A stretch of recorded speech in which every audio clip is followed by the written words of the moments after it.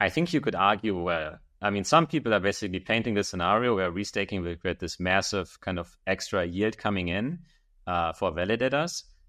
When I don't really see it at all. I think it's actually very hard to come up with useful things that validator can do that would be like widely accepted and create so much value that they have an impact on the yield of such a big network. We've teamed up with the Wormhole Foundation, stewards of the Wormhole Protocol, the leading interoperability platform powering cross-chain transfers for 200 plus multi-chain teams. Claim your unique Wormhole NFT just for 0x Research listeners today. Pear is an innovative pair trading exchange built on top of Simio. Users can trade trending narratives with one click, from blue chip narratives such as long BTC, short ETH, right to the whiff versus bonk. The hat stays on. Simio's intent-centric architecture enables deep liquidity, source off-chain, and broad on-chain, and combined with Pear, has democratized access to complex trading strategies typically reserved for institutional traders. Marinade is a staking protocol on Solana, and the only stake pool that delivers auto rebalancing, MEV rewards, and automatic downside protection with new protected staking rewards. Optimize your SOL stake with Marinade by hitting the link below. Avalanche is a smart contract platform that has a novel consensus protocol, subnet infrastructure, and the Hyper SDK toolkit, which allows Web3 developers to easily launch custom, powerful blockchain solutions. You can start building today by checking out the link below. Before we get into today's episode, just a quick disclaimer. The views expressed on this podcast by either myself or any guest are their personal views and do not represent the views of any associated organization. Nothing in this episode should be construed or relied upon as financial, technical, tax, legal, or other advice. All right, let's jump into the episode. What's up, everyone, and welcome back to another episode of 0x Research. Today, we're joined by Hasu, who's the strategy lead at Flashbots, as well as being an advisor to the Lido DAO, and Vasiliy, co-founder of Lido.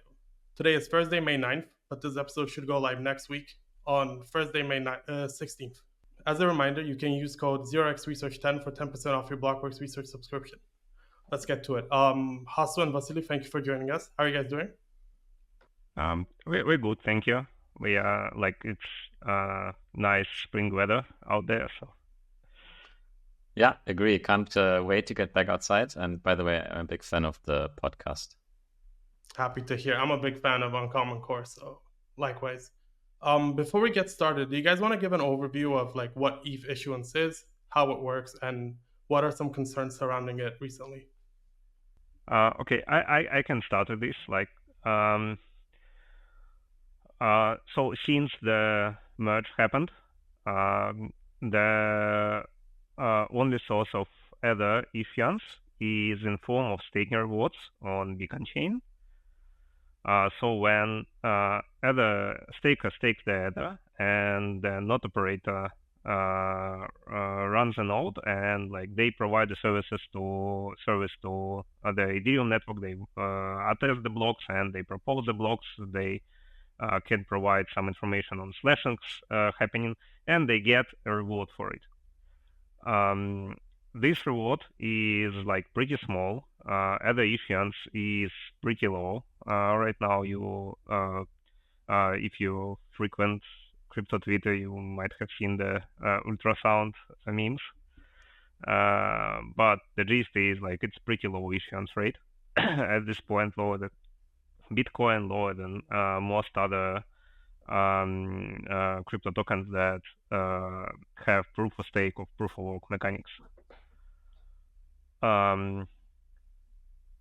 That is basically the only source of new Ether coming in the system right now. Perfect. And because staked ETH dynamics have changed quite significantly since the merge. How does that affect issuance? What are some implications that it has on the issuance curve? I don't think that staking dynamics has changed significantly. The dynamics are more or less the stake growth continues. It kind of slows down at times, then picks up at times, depending on a lot of things. Honestly, the current state of the market, the additional source of rewards on your stake data, etc., and it just slowly creeps up. Currently, it's about slightly less than 30% of Ether staked, and it continues to grow slowly. the current, like right now, drivers of stake growth are, you can see it in the dashboard. There are a lot of them. Like most of it for the few, for quite a few months right now is restaking driven. Like people farm the points and like airdrops and for future restaking protocol and like current restaking protocols, and most of the stake that's coming in right now is like focused on restaking. I think in there is still some demand that is like mostly unchanged coming from people who just want to stake. And I think the restaking demand will like go down a bit, and just plain staking will go up a bit with the when there is slowly creeping up the amount of other institutional stake. Institutionals will probably mostly select the boring and safe ways to stake. Got it.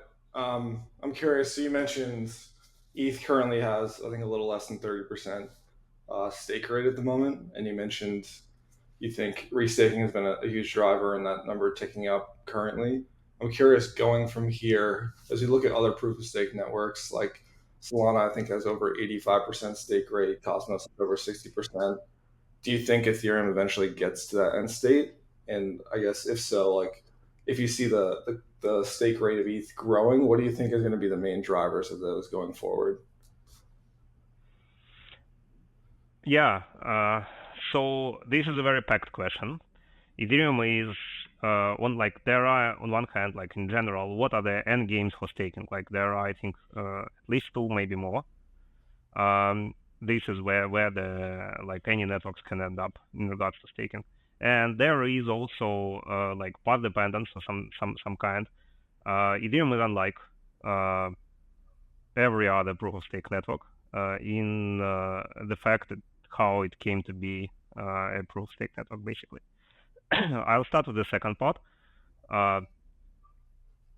Ether was mostly distributed when proof of stake came into being. Before when Beacon Chain launched, and then when merge happened, most of Ether was already distributed, almost all of it, and it had been for years. So unlike most proof of stake networks of late that like launch with stake enabled, and there is basically nothing to do with the token but stake, Ether is very different. It's like super financialized. There are a lot of economy built around Ether.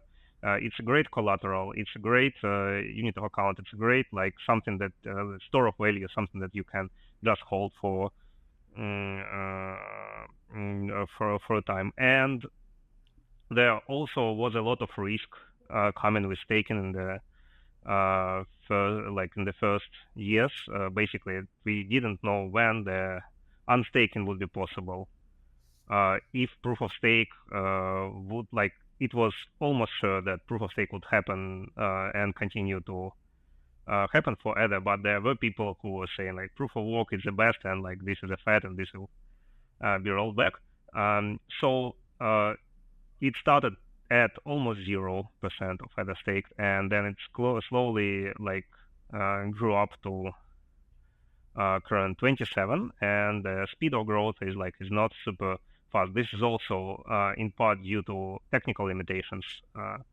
The deposit queue can become long and like prevent people from staking when they don't want the Ether to be stuck for 2 months doing nothing.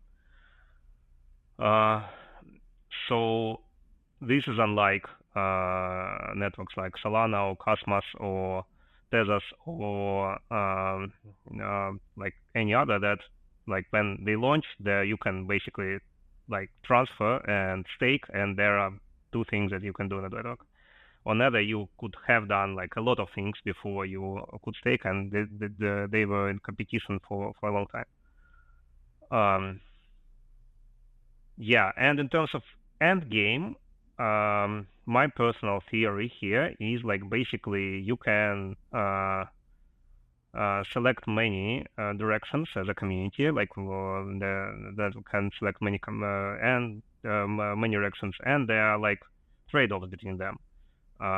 For example, there is a pretty, like most of the staking network, they select as an end game the state where most of token is staked. This has its benefits, that it's a pretty strong end game for staking, a pretty strong state. It's an equilibrium, so like when it's 60% stake, it stays that way, unless the network will change a lot. And it makes sure that the people who do the duties that they have to do when stake, like for example, propose blocks, maintain validators, maintain network liveness and safety, they are like mostly super aligned with your token holders. They are the same people. When they are like marginally intersect, you can just kind of throughout the understanding, then when the stakers do something to screw up the network, they do something to screw up the holdings, basically. And these people largely intersect, so a lot of security in proof of stakes comes not from the staking mechanism and not from like slashing. Solana doesn't have slashing, for example, Avalanche, but these networks are like pretty secure in practice and like had been running for a long time without like non-technical issues, basically. But from the fact that your stakers, your block producers, your validators, your like network participants are aligned with the token holders, and this works for a network in a good way. And then there is a like end game that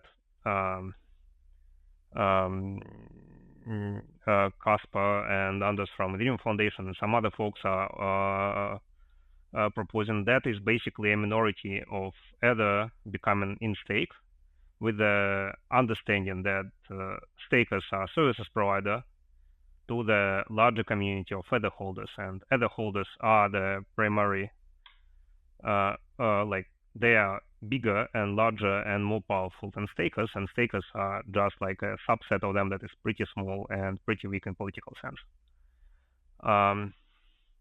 I don't think that anyone has actually tried that. I can't remember a network that works like that, honestly. I think it's also a setup that makes sense in some way, but I think that it makes like when you separate and pit against each other holders and stakers, you get like a not very stable situation unless they are constantly like politically interlocked and like clash all the time. Because like imagine a most extreme case of this, like for example, like 0.1% of Ether staked. If that happens, then most block producers and attesters are the most revenue they get is from MEV in this case, and that means they're like very motivated to extract the MEV revenue and like very unmotivated to work with the network on network's goals. At 25%, it's not as pronounced, but it's more pronounced than that, like at 60%. This is a spectrum, and at large percent staked, you mostly have stakers and holders aligned a lot, and at low percent, you mostly have them like pitted against each other. So yeah, that's how I see it. There's, there's very little actually to add. I think this was a very good explanation, Vasiliy.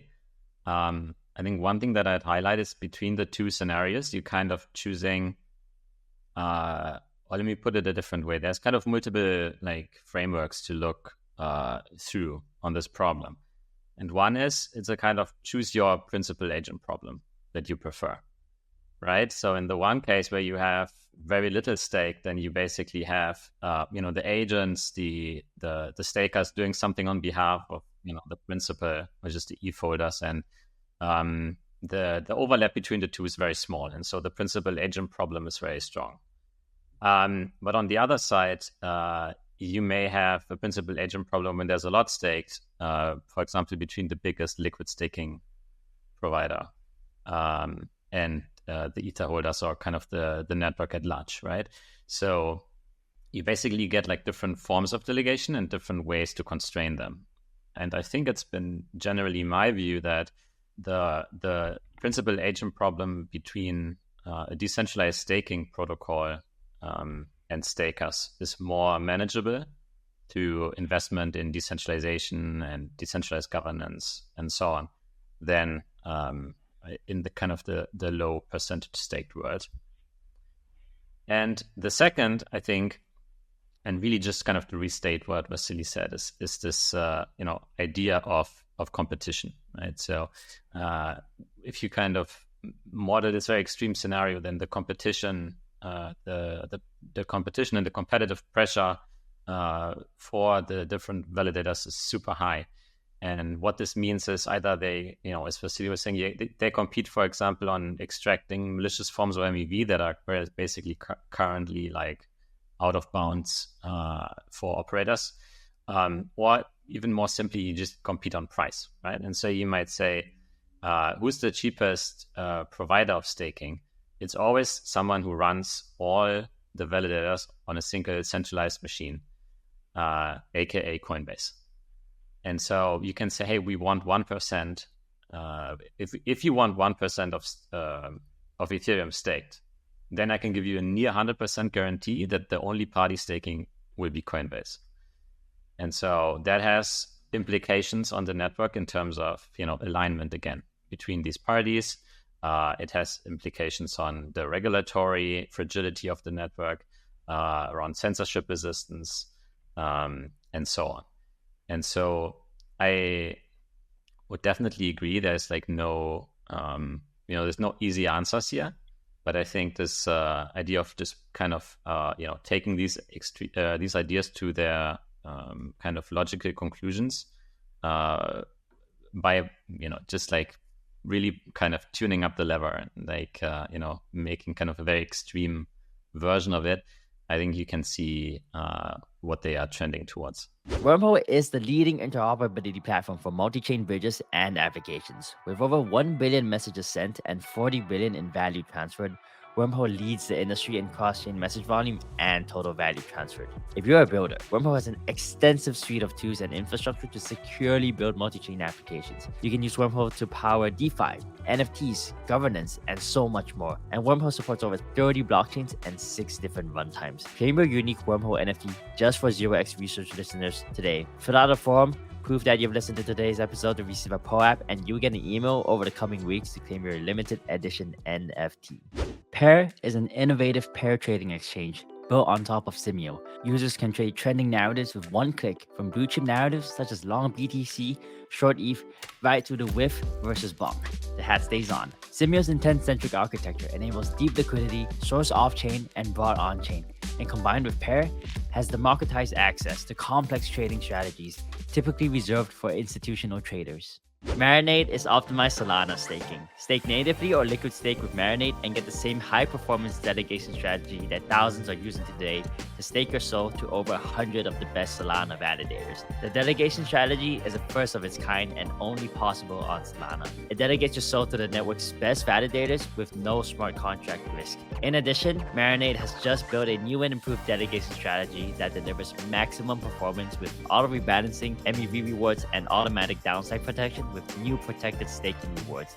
And this allows for maximum decentralization for Solana too. Optimize your SOL staking today with Marinade by hitting the link below. The age of interoperability is here. With the launch of Teleporter, Avalanche becomes a seamlessly linked network of many sovereign blockchains that communicate so smoothly they feel like a single chain. Teleporter is an EVM-compatible cross-chain communication protocol built on top of Avalanche Corp messaging. It allows any EVM chain on Avalanche to send messages, assets, and data to one another in a simple, fast, affordable, and secure way. Teleporter and Avalanche Corp messaging provide a new foundation for how Avalanche blockchains can communicate and how developers can easily build cross-chain applications out of the box. Build anything you want, any way you want, on the eco-friendly blockchain designed for Web3 devs. Check it out by clicking the link below. Before we get to talking a bit more about the issuance, I kind of wanted to ask a question about Coinbase ETH as well as and how it relates to Lido.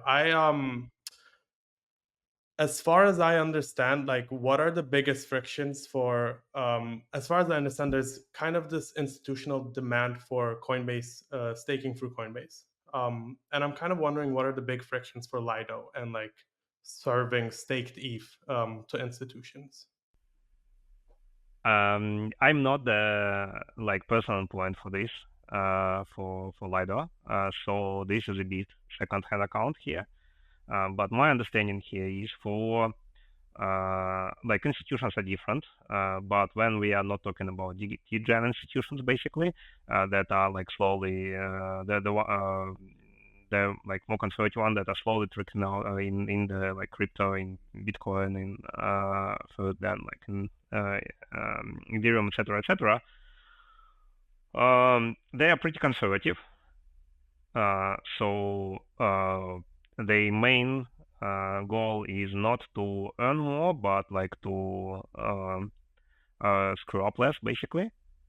So it's mostly about safety from technical perspective, from regulatory perspective, from market perspective, etc. So they want when they have an asset, they want it to be liquid, they want it to be safe, and they want it to be regulatory safe as well. That makes work to present Ether staking to institutions like multi-pronged approach. When you need to make your product safe, you need to make your product or your protocol, or if we're talking about Lido DAO, safe, and you need to figure out the regulatory side, and you need to figure out the informational security, stuff like that, and you need to explain it to people who might be using your product or protocol. So these are the challenges. Some players like Coinbase have a leg up on this because they have the muscle to do it, and they have a huge Rolodex of people who they can explain the product to and stuff like that. But there is always something you can do to differentiate. For example, Coinbase charges huge fees. So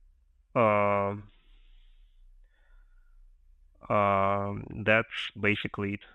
Three pillars of institutional grade product is safety, liquidity, and regulatory clearance. That's three things that have to happen. Perfect.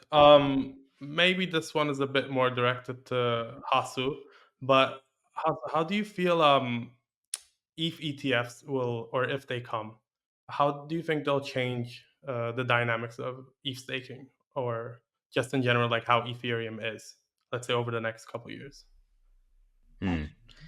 Yeah, I've been under the impression that in general, ETH ETFs will have a pretty big impact on staking. I think ETF buyers in general are very indiscriminate buyers. They don't really care just how much yield there is. I think they just want the ETH to be staked, and so it doesn't matter really how high the yield is. I think they will stake it.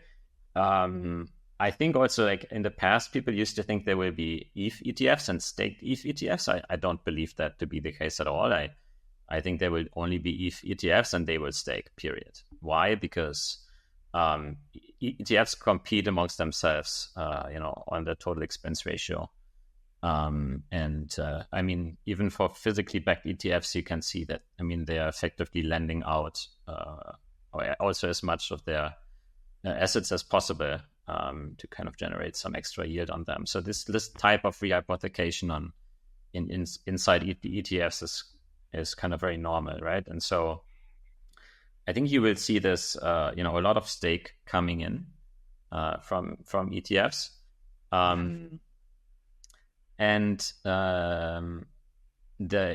think what's very important to ask is like, what kind of provider will these ETFs use, right? So in many ways, ETF is kind of the most regulated entity you can have next to maybe an endowment.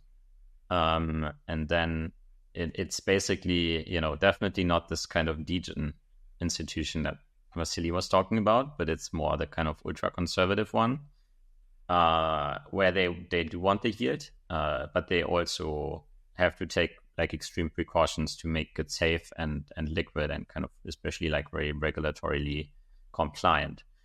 And that's why I think that the ETFs are a very big threat to Ethereum in that sense, because it's basically the promise of a lot of stake coming in, and that stake selecting almost the most conservative provider. It can, I think, basically shake up what the staking landscape looks like.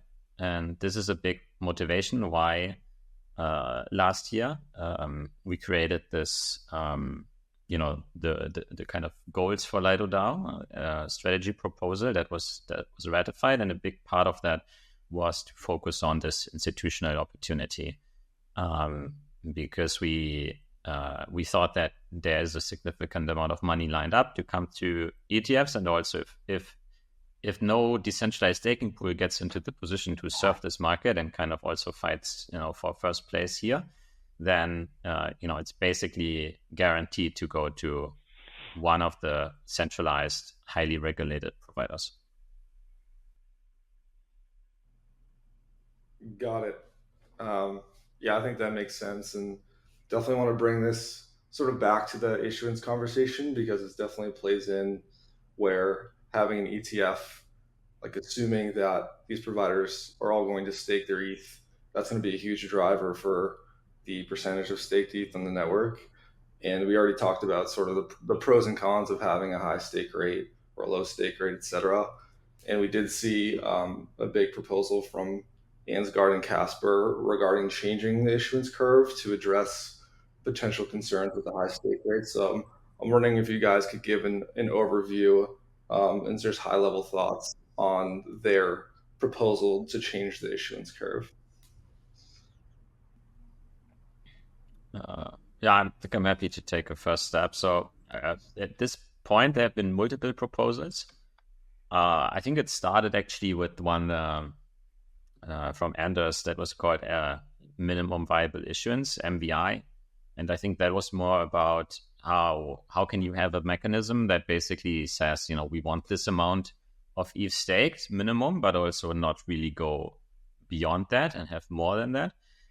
And it also had a good discussion of, okay, so what is too low? Like at what point do you get really like very destructive effects on the network? But it was more around like attestation games, etc. It was not focused on what is the quality of the node operator set, which is more what we are interested in, I would say. So then the proposal from Casper and Ansgar, this one I think is explicitly proposed designing the curve in such a way that it would effectively cap the stake rate at 25%. And I believe they brought 3 arguments for that. One is kind of the more technical one, saying that like more ETH staked means more validators, means higher network overhead. Then there's one that's around, okay, so we are overspending on security, right? So is the network at 50% staked really more secure than at 25%? And if no, then you may be able to save that amount of issuance and basically return it to the token holders. And the third one was that if you let a lot of ETH be staked, then you create the environment where a liquid staking token like staked ETH can basically unfold a lot of network effect and get a high share, and that would crowd out ETH as the trustless base token. So I think this is kind of the rough summary of what they proposed and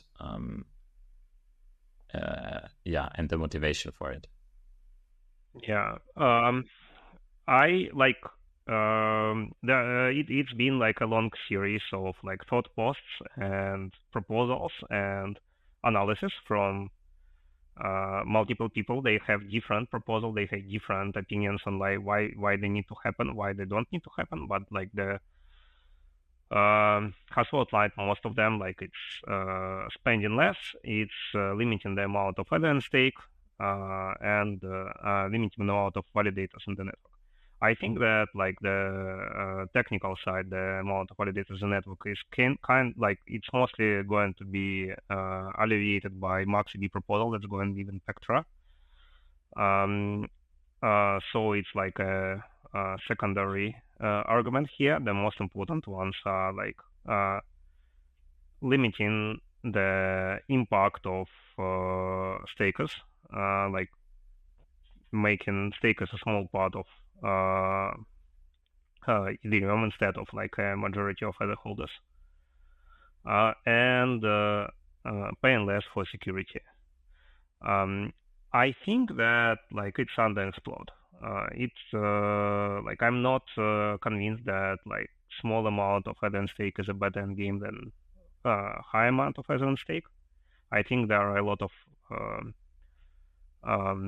benefits from having stakers and block producers and attesters to be the same people as token holders mostly. It's the ultimate alignment basically here. And I think that like we should explore more what would happen with validator set. So like imagine there is at 25%, it's like 10 times more centralized. Is it good or not? This is like big question here. And this is can happen because with the economic mechanism of limiting the amount of stake, like you're using issuance to limit the amount of stake, basically, there are actors that can afford the cheapest kind of not operation or have additional sources of revenue.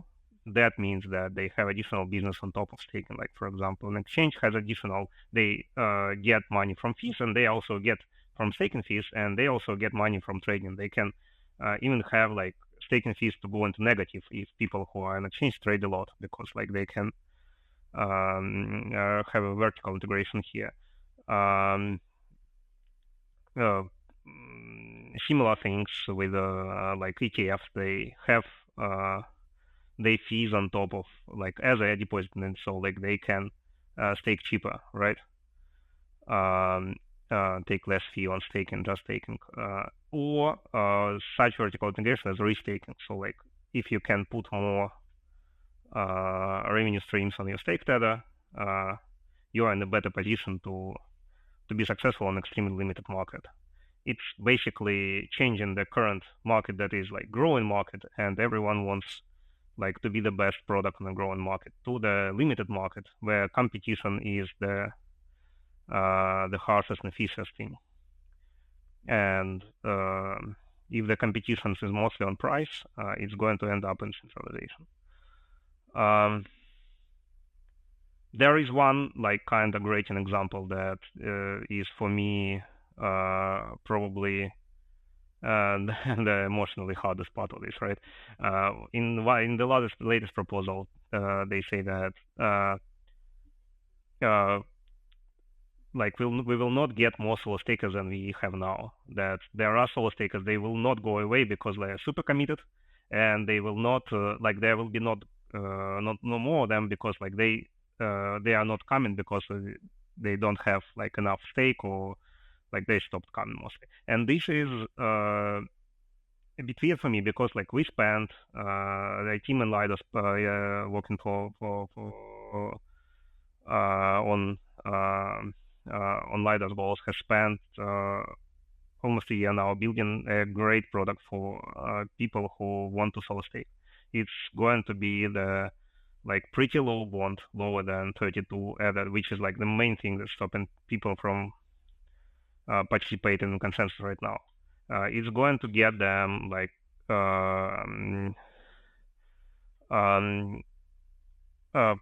great ability to solo stake. We have a strategy to reaching out community to attract people to stake, and if it's all getting like striked out because like the staking rewards are going to be reduced fourfold, for example, this product is non-viable.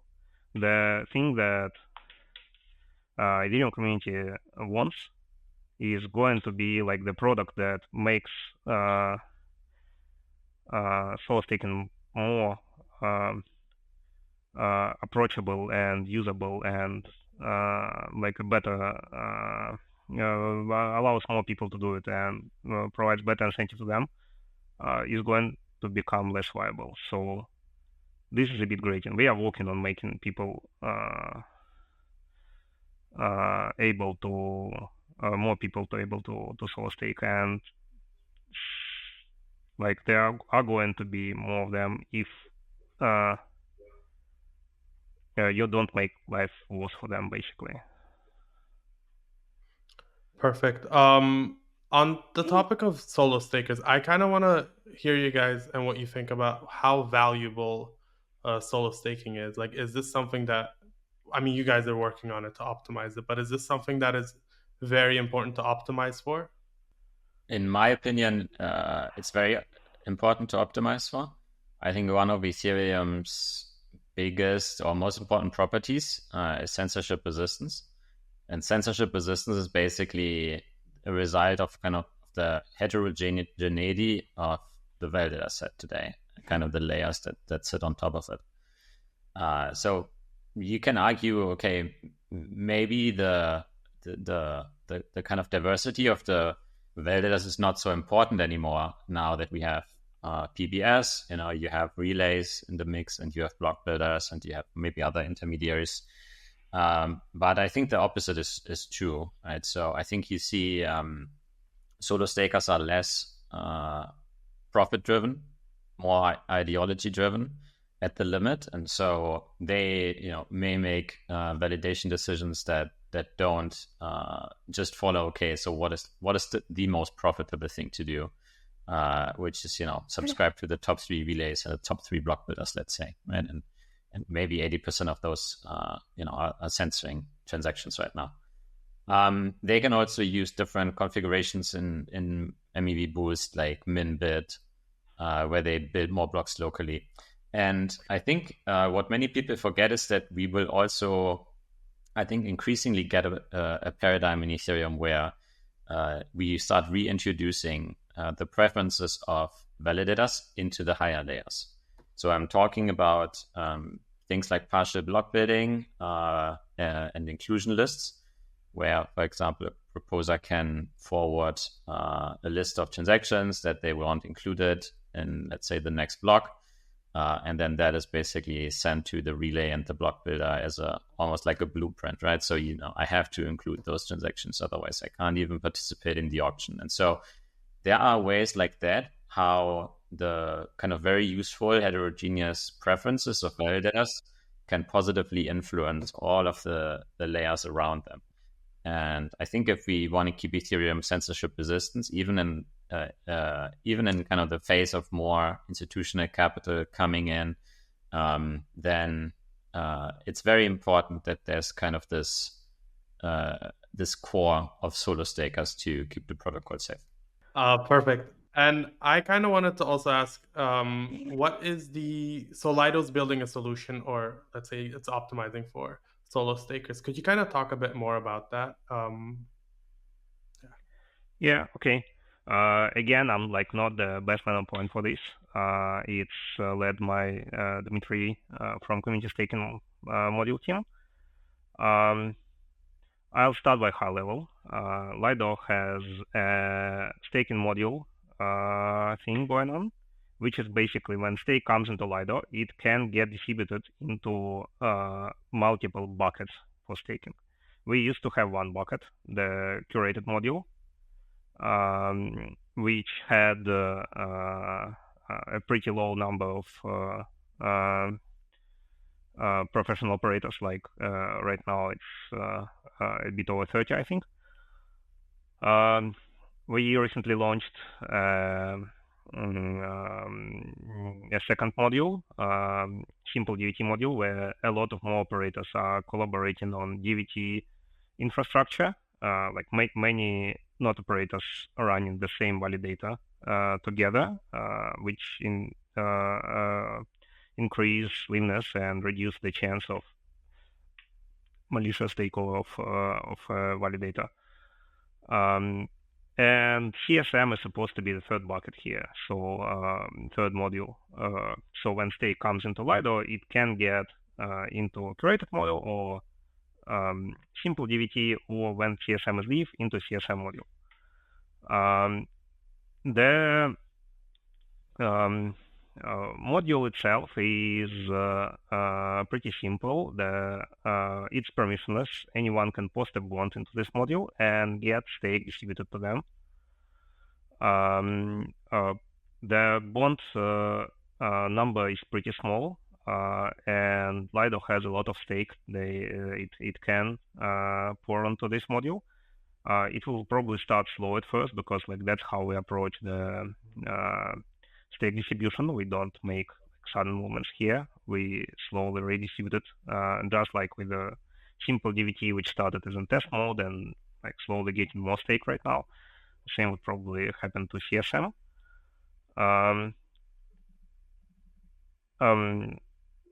And that like basically the gist of it. We are reaching out to many people who are making the interfaces for stakers, like Dapnode and NiceNode and other folks, and to communities to bring more people into this module. So that's the gist of it. I think it's mostly, like, the code is mostly done. It's going into audits now, then testnet, then and then deployment. Awesome. One more thing I wanted to get your guys' thoughts on regarding the issuance proposal was with respect to like ETH's moneyness. So one of the things they brought up was this idea that if you have a high stake rate, there's less liquidity for basically natural ETH as opposed to liquid staking derivatives. I'm curious, one, is that a concern, like the liquidity of like native ETH? And two, is like stETH and Lido trying to compete on the moneyness with ETH itself? I basically think it's not a concern. Why? Because the kind of unencumbered ETH will disappear anyway. I mean, you can see, I mean, what is even a rollup? I mean, that is also effectively sitting in a bridge, in many cases secured by, a governance that can be upgraded as a smart contract that can be upgraded by governance, right?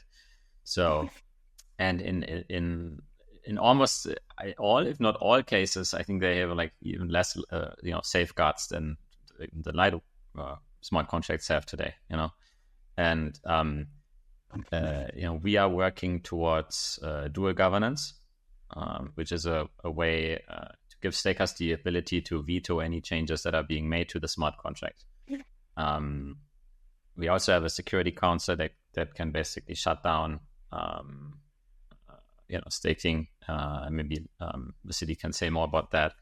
But so we have different kind of safeguards either already live or in the works that kind of make the negative upgrading of the smart contract very, very difficult, right? And so we all know Ethereum has this rollup centric roadmap. On the one end, more and more ETH is going on rollups because more and more of the activity is moving there. But also you have effects like the ETFs coming online, and so you will get more also funds sitting in these centralized custodians.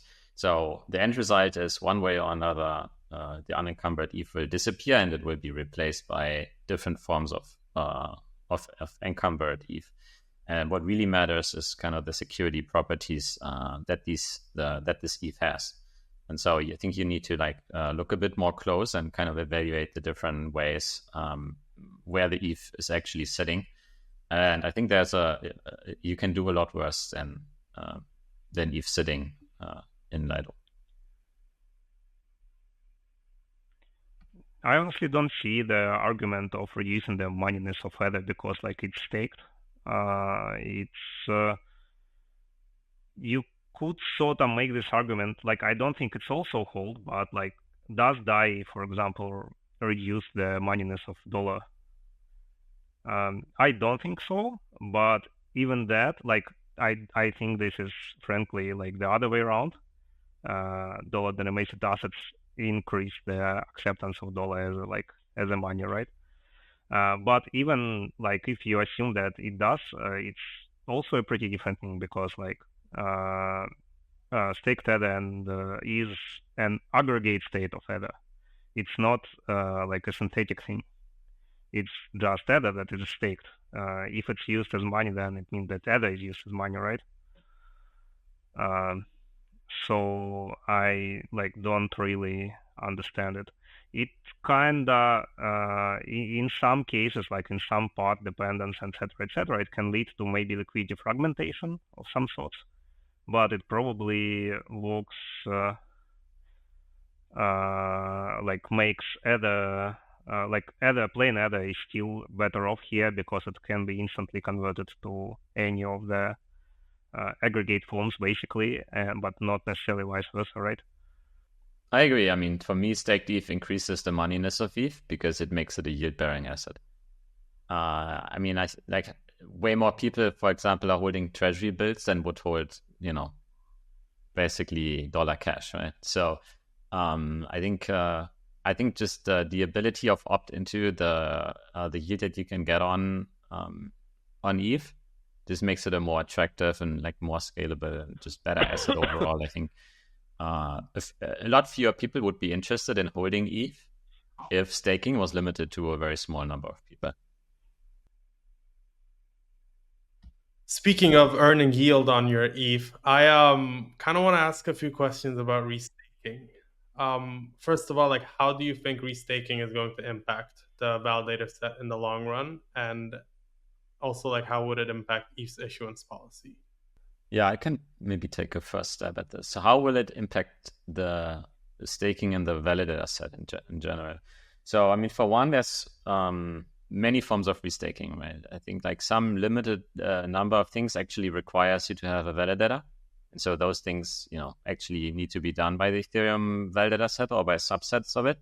And then others, it's just some type of economic commitment on the activity of some actor that doesn't have to be a validator at all. And you also don't need to use ETH for that at all, right? So for example, you can restake dollars. You can, you saw the launch of the Eigen token, which I assume they will try to position as the superior form of collateral for restaking, because it's intersubjective. It can fork based on disputes. So they see that there's only if you look at the pie of all restaking, then only a small fraction of that is basically relevant for, in particular, I think for the Ethereum validators. And for that subset, there I think you do see if use cases like that become attractive. And let's talk about, for example, data availability. So is that do you actually need the facility? Do you know if you need the Ethereum validator for that? Not really. You don't, right? Yeah, I think even anyone can do this, right? But there are select few where you actually need it. So pre-confirmations. So this is a commitment to include a transaction in a future block. That only a validator can give, right? Nobody else can give this type of commitment, not even a block builder or a relay, because they ultimately also only bid in the block auction with the validator. And so, if use cases like this become prevalent, then it's like MEV. It's like MEV Boost that also started at 0% adoption, and then it added more yield basically to staking, and it was seen as very Ethereum aligned and very useful and good for the network to do it. And so eventually it became the new standard. And now when we talk about staking, we also talk about running MEV Boost. Like, it was never any different. Yeah. So I think reconfirmation can be the same thing. And in that case, what happens is just the definition of staking changes, and I think everybody else has to play along, and also kind of the base yield of staking may go up, and then the amount of staked will also go up until a new equilibrium is found, where it's basically like not more profitable for the marginal staker to join. So I think you could argue, well, I mean, some people are basically painting this scenario where restaking will create this massive kind of extra yield coming in for validators, when I don't really see it at all. I think it's actually very hard to come up with useful things that validator can do that would be like widely accepted and create so much value that they have an impact on the yield of such a big network. And so, in my view, restaking obviously is kind of very hot right now as a topic, but it's also driven by purely kind of unsustainable subsidies, right? And so I think as for kind of how it affects staking, I think it for the next few years, I don't really see that there will be, like, financially speaking, kind of a very big impact. Yeah. So I have a bit of a different perspective on this, not in that like I disagree, but I'm like have a different mind map for this, more like this. So let's start by assuming that restaking actually is as successful, or like nearly as successful as people presume it will be. So like it's not let's assume it's not going to be a vaporware basically.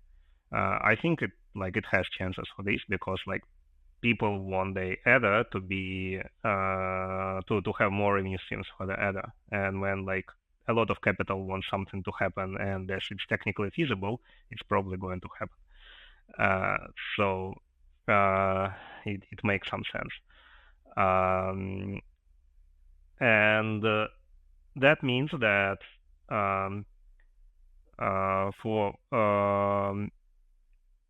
if and this is like there is a difference, like how it's going to play out depends on how the AVSs and the validated services and staking providers like LRTs or node operators or like exchange, etc. to approach this. But in general, if they force every node operator to run everything basically, so if there are 10 successful AVSs and to be a best node operator that provides best APR, you have to run 10 of them. It means that like this space is going to be super centralized.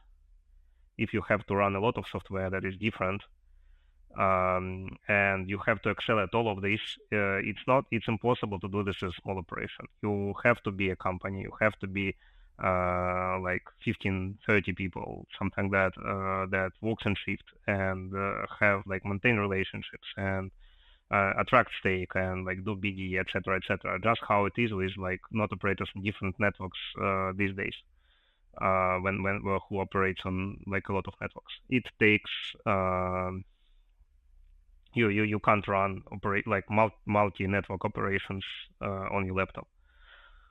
What is possible, even is hard to do at home when you just like run Ethereum nodes. Hard, I mean, for most people, not for a majority of people, not for like just tech savvy and rich in Ether.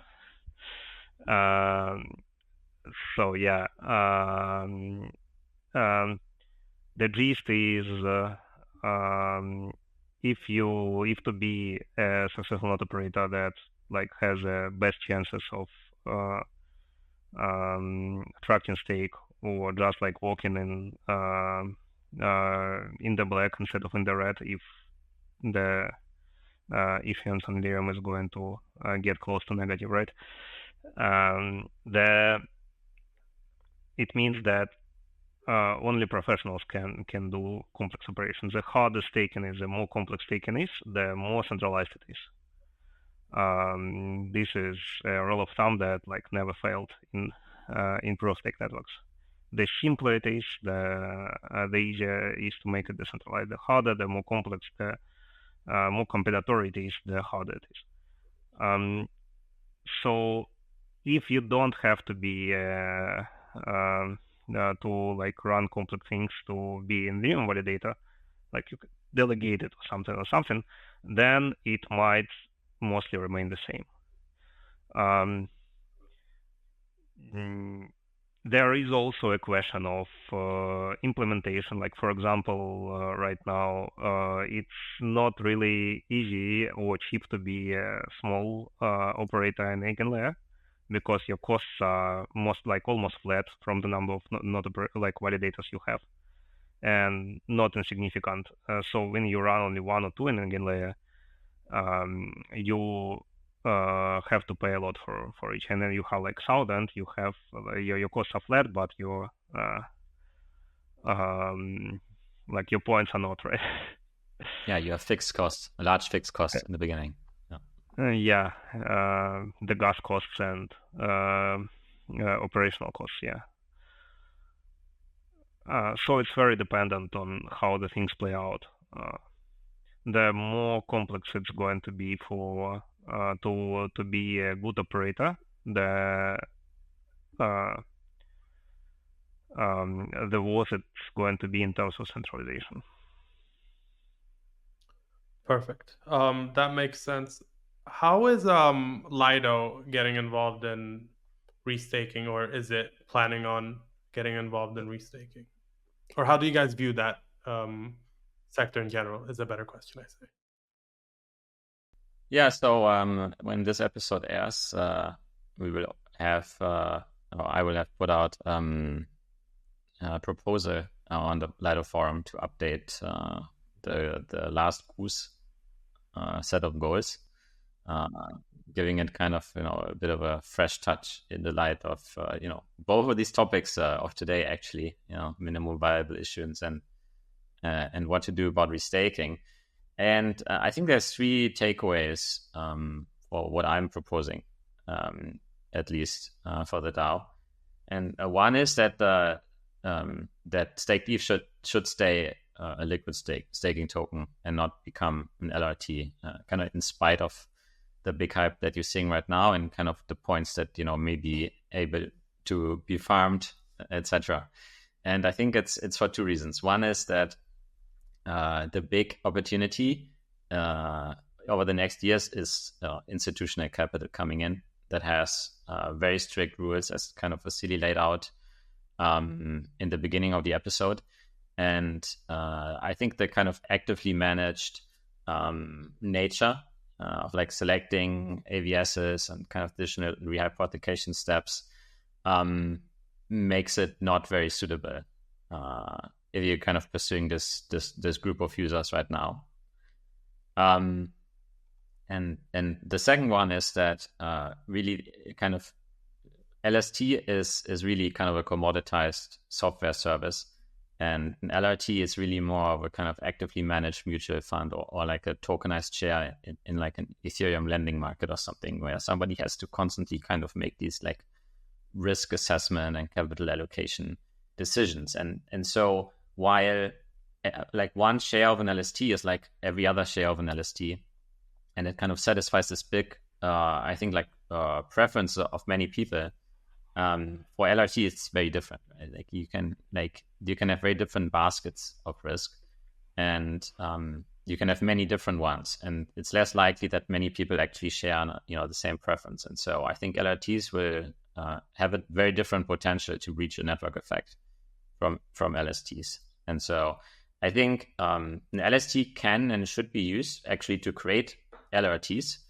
I think staked ETH is the best collateral in Ethereum. It's ETH but with yield and like very little additional trust assumptions, and so you can actually use it very well to kind of create LRTs that don't rely on having an Ethereum validator, which is most things you can do basically. You can do like your own consensus set or your own set of operators basically, and use the stake for that. And the second thing that I would add is that nonetheless for types of validator services that do require a validator and that explicitly align with Ethereum's roadmap and that don't expose stakers to additional risk, I think Lido should be very active in exploring those. So in particular here, I mean, one example of this used to be MEV. And Lido was the first staking protocol to commit to using MEV Boost at the time of the merge. And then we ended up developing this MEV policy, and it basically ended up becoming kind of the standard across the industry. And I think we really like accelerated the way that that became like an established part of staking. And when I look now, kind of what validator services are possible, I see a lot of interest and I think excitement around pre-confirmations. I think pre-confirmations are great. Like you can create the ability for ETH validators to sequence rollups that want to be based, that want to unlock the security from layer 1, but also the interoperability with all of the liquidity that is already on layer 1.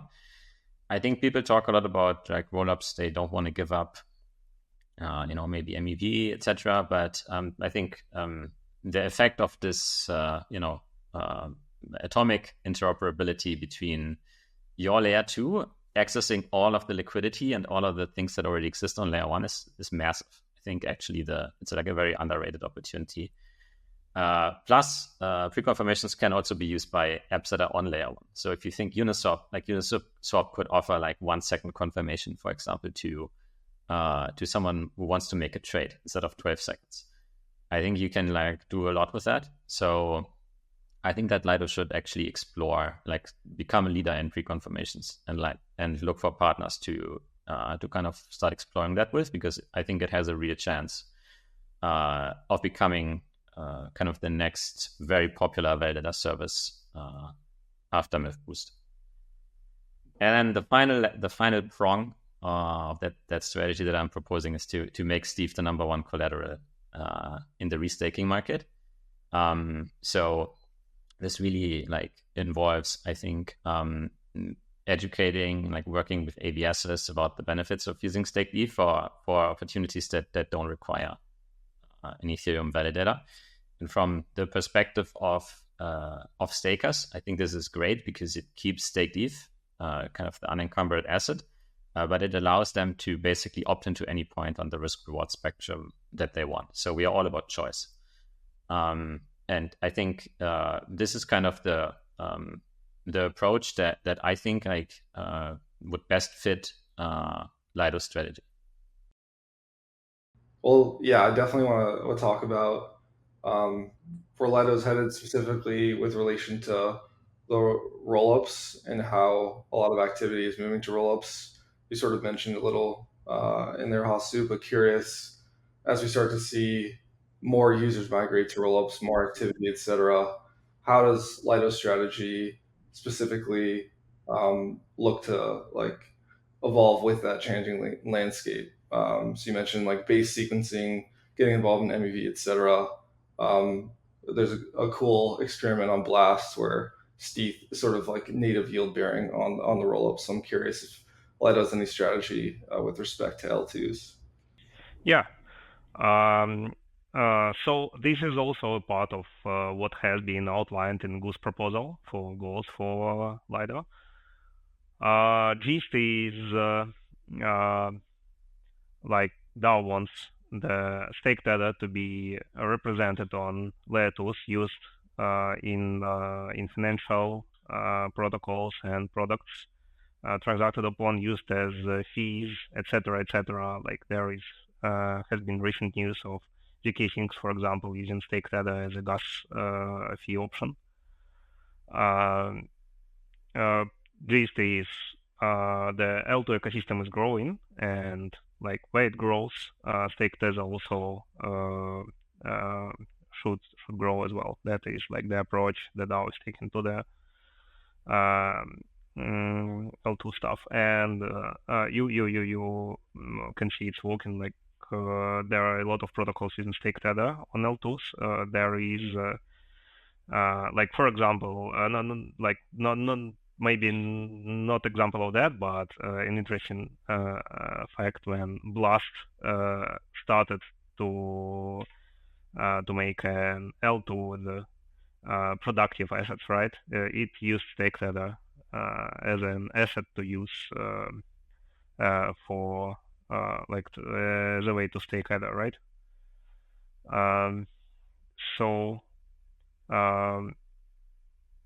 This is a lifting tide. Like, this is a tide, and like it should lift all the boards, including stake tether. Yeah, I think one thing to add is we've been very focused on getting kind of as trustless as possible deployments of staked ETH on the different layer 2s. We have now full coverage across all the layer 2s, very secure canonical bridge deployments there. So it makes it very easy for users kind of to pass back and forth between the different layers. And then I think the pre-confirmations is also a very interesting way of kind of getting engaged, kind of using, not explicitly like staked ETH as a product, but using kind of the Lido node operator set as a product to create a lot of value for these rollups as well, to the idea of kind of sequencing them from the layer 1. Perfect. Vasiliy, Hasu, thank you guys very much for coming on. I think this is definitely the most exciting episode that I've done. So I really appreciate you guys joining and talking about everything from issuance to restaking to L2s to how Lido is going to be involved. So thank you. Yeah, thank you. Great questions. We have teamed up with the Wormhole Foundation, stewards of the Wormhole Protocol, the leading interoperability platform powering cross-chain transfers for over 200 plus multi-chain dApps. Wormhole isn't just a bridge, it's the leading interoperability platform for multi-chain applications. So go and claim your unique Wormhole NFTs just for 0x Research listeners today. Hit the link in the description to fill out a form and to prove that you've listened to today's episode and receive a POAP. You get an email over the coming weeks to claim your limited edition NFT.